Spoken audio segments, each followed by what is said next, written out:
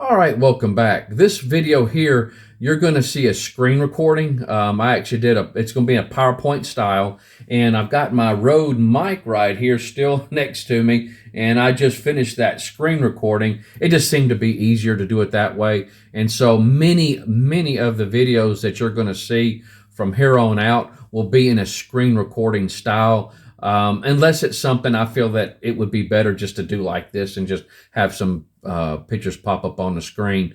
But guys, we're going to be looking at some words that you're going to see throughout this presentation of Dinosaurs and Man, and we're going to define some of those. And we're also going to look at a religion also, because when I went into defining one of the words, it led me into a certain religion, and so I thought, it might have been good just to go ahead and define that for maybe some folks that don't know much about them. And so, but also, I got my notes here. It just seems like the older I get, the more I need notes, and so you'll see this a lot of times. The last video that I did, I mentioned that my ministry was mainly to educate and encourage and build up the believers, the body of believers. And I wasn't so much after the unbelievers. And so I don't want to, after I did the video, I said, I need to kind of clarify a little bit on that because I don't want people to think I just don't care. I do care. I really do care. But guys, I'm not a debater. And so, and the amount of time that I've spent in the creation ministry, I have had moments of debating. And it is very frustrating. It's very exhausting.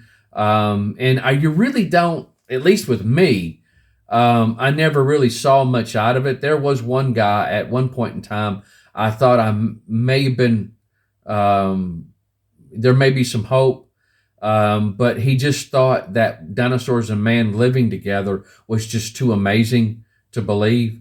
And then he walked away from it. And so, that's really sad. That really is sad. But that shows you just how evolution has gotten so ingrained within us. And so, and even Christians that believe it. And so let me just say this is that if you do believe in evolution, does that mean you're going to hell? No. But you're going to have one heck of a hard time witnessing, especially in the book of Genesis, when it clearly states that the days of creation were literal days.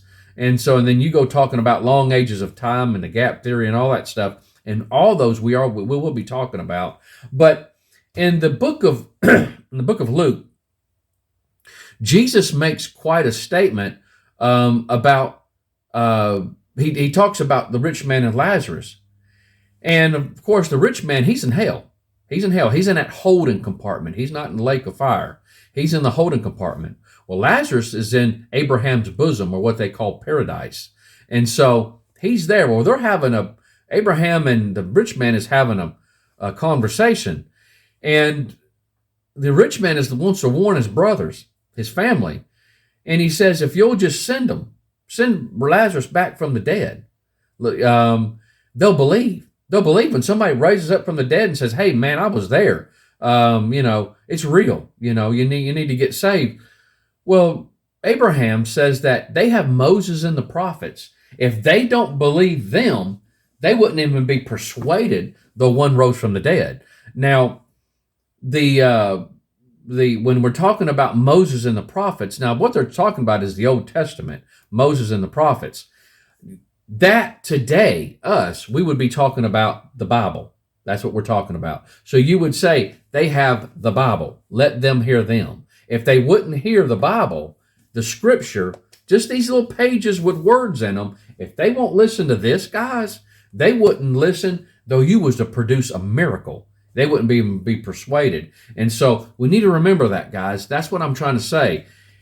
When people want to come up to me and debate, it's been my experience, guys. It's been my experience when somebody comes up to me and wants to debate, they don't want an answer. They want an argument. And you really don't win anything. You may win a certain argument, but you're not winning that individual. You're not winning that individual. Now, I'm not taking away from those that want to have a public debate between two beliefs or what have you, or two sides. I don't want to take it away from that, because there's people that may listen to that that it may touch their hearts and you may win them. This gentleman that I was talking about just a minute ago, which he thought was just too amazing. Well, there was a gentleman that was listening to me named Paul, believe it or not. And I ended up winning him because of that little confrontation. And I don't think I handled myself too well. I got kind of short-tempered with him. And so, but it got that guy. And I told that guy, I said, I don't think I handled myself well. He said, I thought you did fantastic. And he said, I want to learn more. And he was, boy, I tell you what, he's a real bulldog. But guys, let's go ahead and let's get started. And we'll have time to talk about, God, so many other things. There's going to be lots of stones to turn over in the future. But I just kind of want to clarify that just a little bit. And though all we need, guys, is just the Bible. That's all we need. But let's go ahead and just define some words.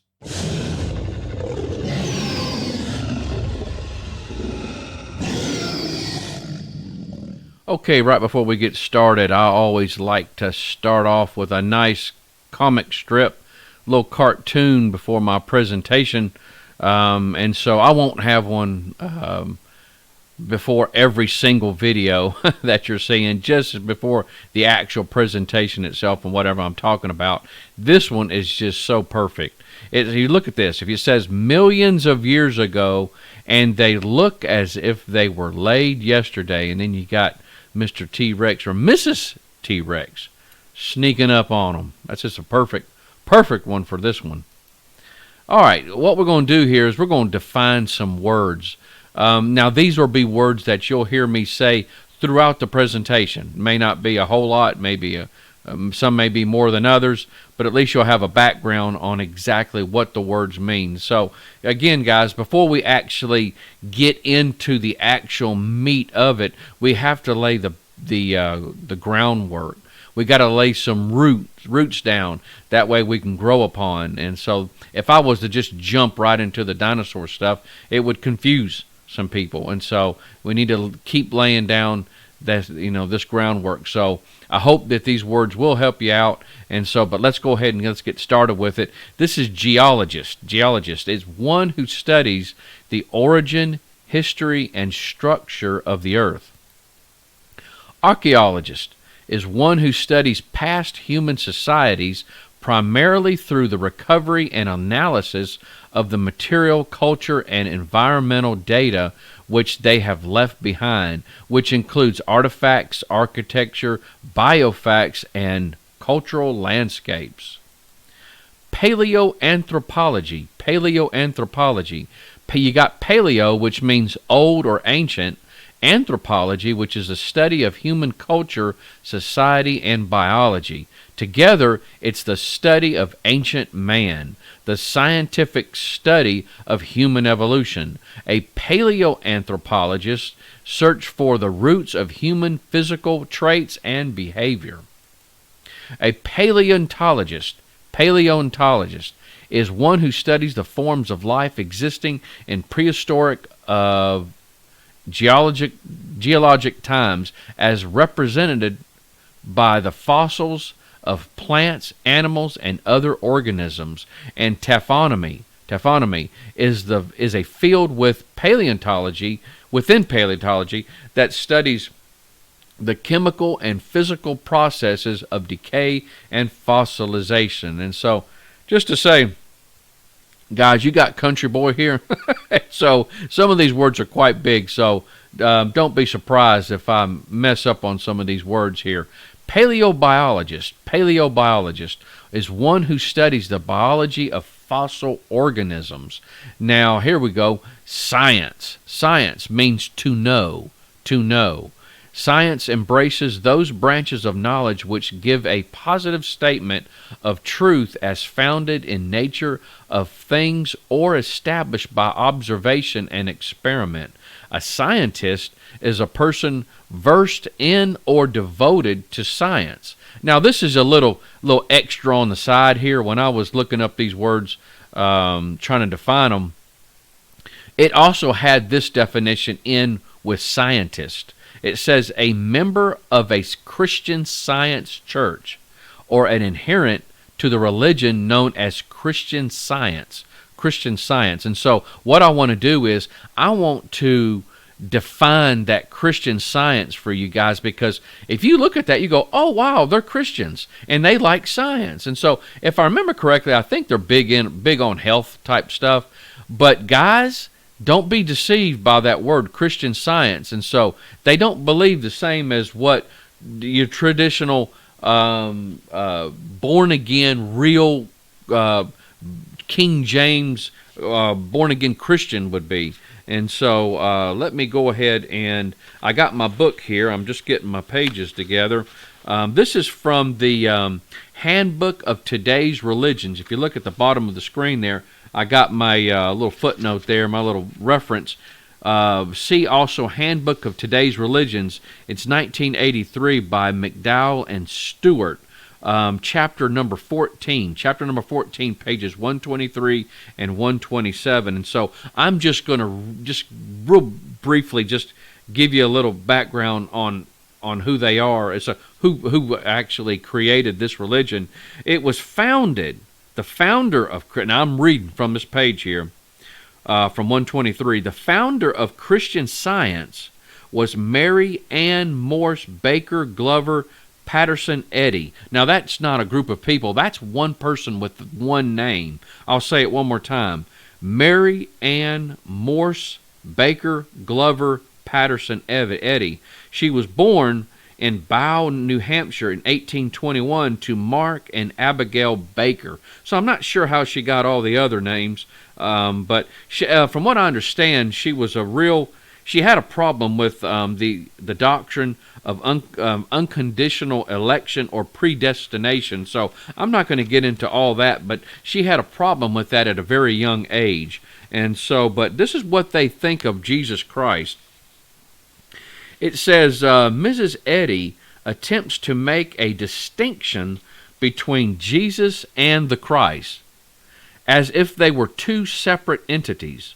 This distinction is not possible, for Jesus Christ is one person. Jesus is his name, meaning Yahweh is salvation. Christ, his title, meaning the anointed one. The attempted distinction that Christian scientists make between the two shows a complete lack of understanding of the scriptures. And so, and I agree with them. And so, that Jesus is just the Greek word for Joshua. And so, let me make that correction. It's Joshua, not Joseph, Joshua. And so Jehovah is salvation. And so, but again, the Christ part is the anointed one. So they would say Jesus Christ or Jesus, the anointed one. And so they would know that was who he was. And so, but at any rate, guys, I got one more to share with you here. This is cryptozoology. And so you got crypto, which is secret or hidden, and then you got zoology, the science or branch of biology dealing with animals. And so that you put them both together, and it's the study of hidden animals. So this would be, and I hate to put Bigfoot underneath it, because I think they've already proven by DNA that Bigfoot is human. I do have a presentation that I did just on Bigfoot, and or the biblical worldview, what we would look at biblically as far as Bigfoot. And so, but I did do a presentation on that. And so, but if you want to learn more about Bigfoot, just go to YouTube and put in David Paulides. I'll put something on the screen here for you guys, and go to his channel and go to Bigfoot 101. This guy has really done some outstanding research concerning that. And so if you want to learn any more on that, but they have had DNA evidence where they show, and had it tested by laboratories, where it showed that it was a human. I'm not going to get a whole bunch into that, or this video will be way too long. But that when you get into cryptozoology, we're talking about animals that haven't been discovered yet. And so you can throw in the Loch Ness Monster, and there's even some fanciful urban legends that are thrown into that. Mokele Mbembe in the Congo, which is believed to be an Apatosaurus dinosaur, that would fall under cryptozoology. And so it's nothing more, when you talk about mainstream science, they don't think of cryptozoology as being real science. Often you'll hear it referred to as pseudoscience or fake science, not real science, but that's really a travesty. And so, and I think it could be because of some of these fanciful animals or urban legends that's thrown into this that kind of, messes it all up. But I love cryptozoology, and I get into, I try to stay away from some of the more fanciful type stuff. When you're talking about, the Jersey Devil or the chupacabra. We don't really understand exactly what those animals are, if they are animals or if they're just just some type of something that man made up. And so, but I'm not going to completely cut out exactly them being actual real animals, but it just seems like with many things through the years, people kind of add to it, and before too long, you got something that is beyond what reality could even conjure up.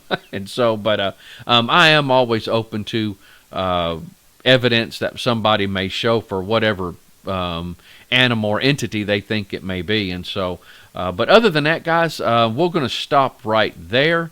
I think we're going to pick up with some other stuff on the next video, and so I hope you are definitely enjoying it. I'm trying to keep these as bite-sized as possible, and not all of them will be screen recordings as you're seeing in front of you, but we'll just kind of mix it up and make it as interesting as possible. Okay? You guys take care. God bless you.